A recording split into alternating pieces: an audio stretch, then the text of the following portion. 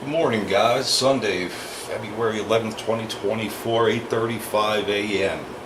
I was at Lowe's yesterday, and I wasn't really sure how I was going to do this, but I saw this sink, and $79 stainless steel, and the basin area is 21 by 16, which will be perfect.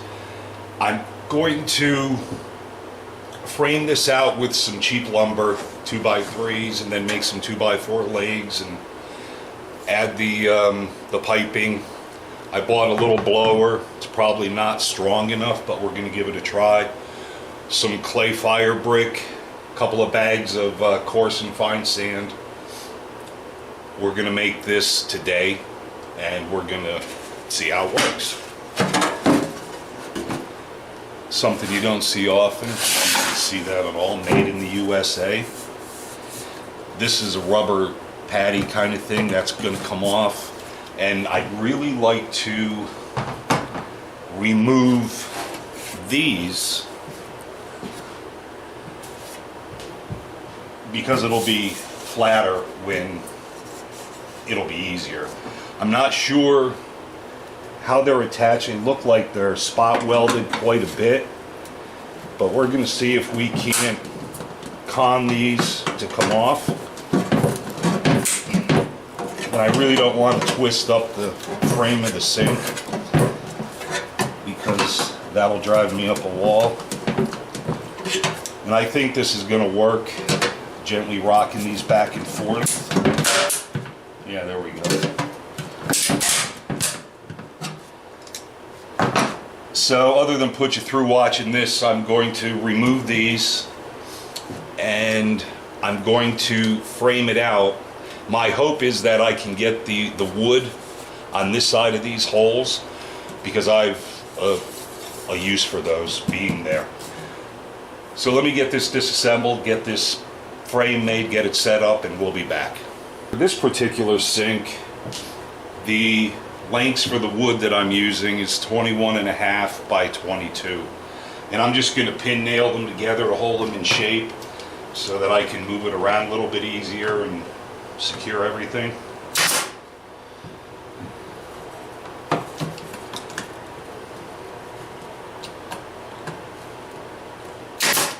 So what I'll do now is I'll use a couple of these clamps and just kind of pin this to the sink so I can get it all squared away, flip it over, and drill the holes through the sink into this wood frame. So I decided on 36-inch legs. This is not going to be used in the shop, of course, because I'll die. Outside, the ground is unlevel, so it is what it is. And because of the proximity of these 2x3s to the sink itself, setting the other ones in, there wasn't quite enough room in the corner, so I just angled those off on the bandsaw. And we'll drill some pilot holes, and we'll get these mounted. We're going to put braces on these after the fact. And I'm using these 3-inch deck screws.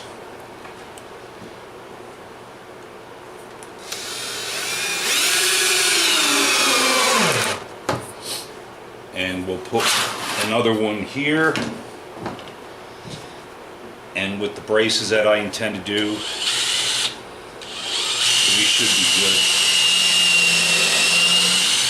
And when you drill your holes, if you're doing something like this, where your screw is here, you want to make sure you go a little bit higher or a little bit lower so you don't bang into this screw that's going into the wood.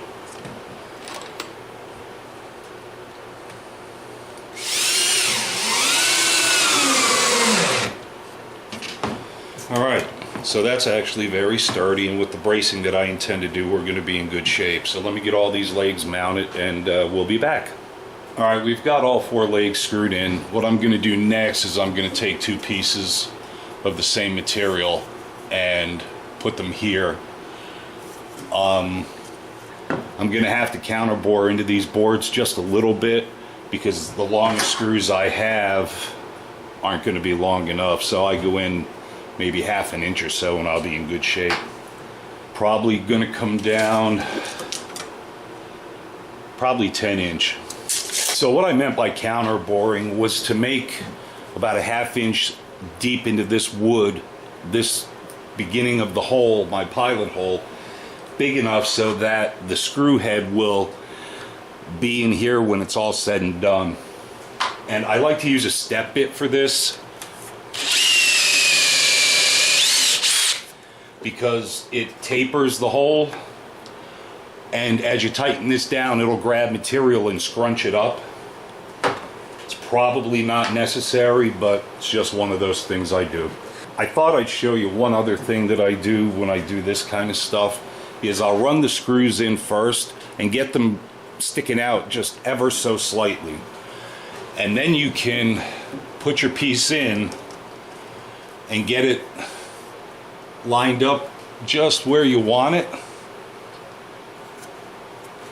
and then just squeeze these together a little bit, and those screw points will bite into that and keep it in place so that you're not trying to juggle the screw gun, a board, and who knows what else to, you know, make it the way you want. Alright, so we have the crosses put on, the supports, and to keep the legs from having any flex going this direction, I'm going to put another piece across here, and this will keep things really secure.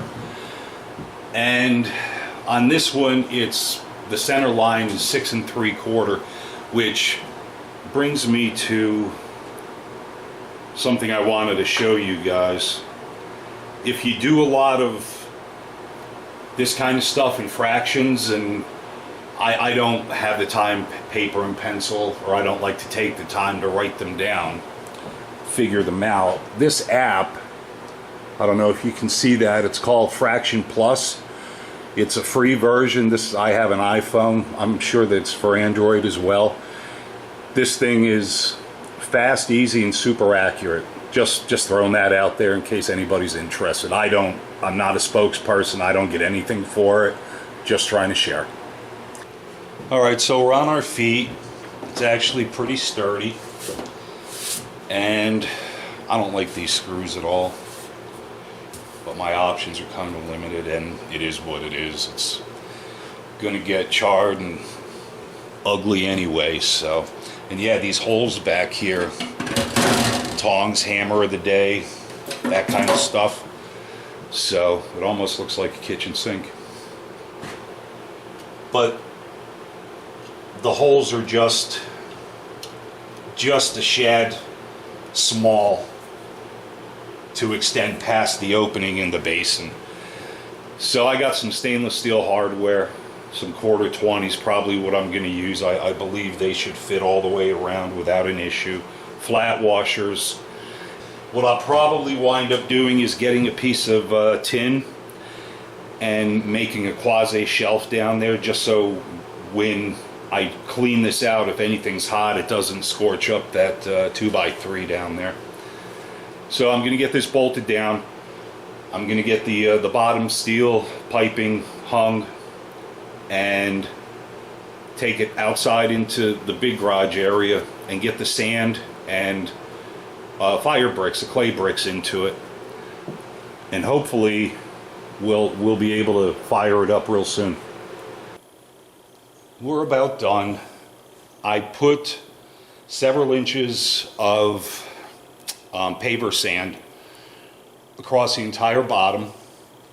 I ran the 1.5-inch pipe up, actually, yeah, 1.5-inch pipe, so that it sticks up above the sand in the center. And then I put the fire brick around, filled the voids around the perimeter with the same sand. And this is how it's going to be. Like an idiot, I forgot to get a grate for the top of the pipe.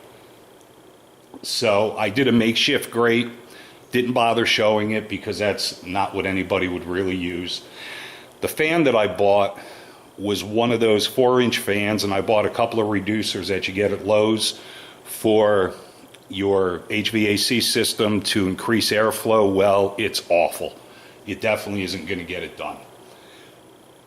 Temporarily, I'm using the exhaust off of my DeWalt shop vac, which is just way too much. It's not controllable.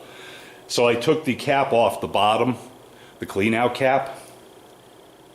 And once I get a good fan, this is going to be fine. Turn your speakers down, take your headphones out. I'm going to turn this shop vac on.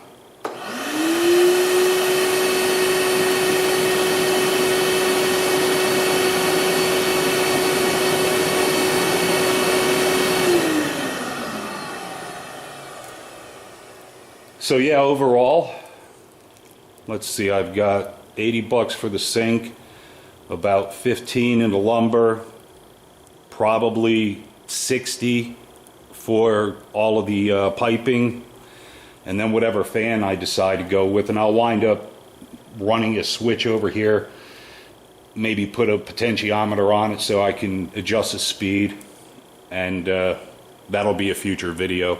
But for now, this is what I've got.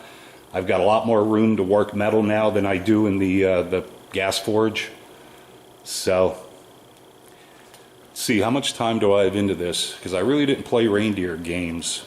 It's 11:25, so roughly 3 hours.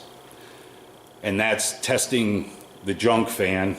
So it didn't take all that long to do. There will be another video when I update the fan and put the switch in it and the speed control and so forth. But again, guys, Sunday, February 11th, they're calling for a big snowstorm tomorrow night into Tuesday. If it really is a big one, it'll be the first one of the year. We haven't had anything for snow to speak of, a couple inches here and there, but that was it. Anyway, enjoy what's left of your weekend, and we'll talk soon. Take care, guys.